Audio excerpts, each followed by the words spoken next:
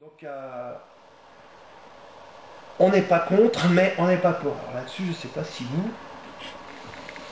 Moi, je vais vous dire, un député, il n'a pas à avoir non plus des opinions toutes faites sur tous les sujets. Et si moi je vous dis, j'ai une opinion sur l'agriculture, une opinion sur les artisans, une opinion, il n'y a que moi qui vais voter pour moi. Donc, et je vais représenter que moi-même. L'idée, c'est que le député soit le représentant. Donc, moi, j'ai des opinions sur le tourisme, sur ce que je vis au quotidien, sur des choses comme vos métiers. Moi, ce qui m'intéresse, c'est de vous écouter. Et ensuite, ce qui m'intéresse, c'est d'être votre porte-parole.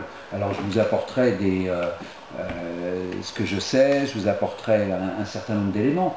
Mais moi, je vois mon rôle comme le rôle d'un défenseur d'un territoire, de ses acteurs, et ensuite de grands principes nationaux. Quoi. Voilà. Là, vous me dites, je partage tout à fait, parce que on peut avoir des positions très tranchées, mais auto-entrepreneur, je pense que c'est une solution intéressante pour mettre le pied à l'étrier de gens.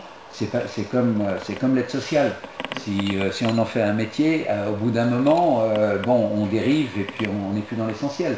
Donc voilà, moi je partage effectivement ce genre d'avis sur un plan généraliste en disant il y a des situations d'aide, il y a des situations de démarrage, puis ensuite il faut effectivement passer à la vitesse supérieure ou disparaître. C'est pas parce qu'après ça devient de la concurrence déloyale avec une structure où on vous oblige, les cotisations, les assurances, tout ce que vous avez dit. Surtout actuellement, parce que même si on est en Haute-Savoie, on est dans un secteur privilégié économiquement, il y a quand même, même dans notre activité dans le bâtiment, on a quand même pas mal de ralentissements.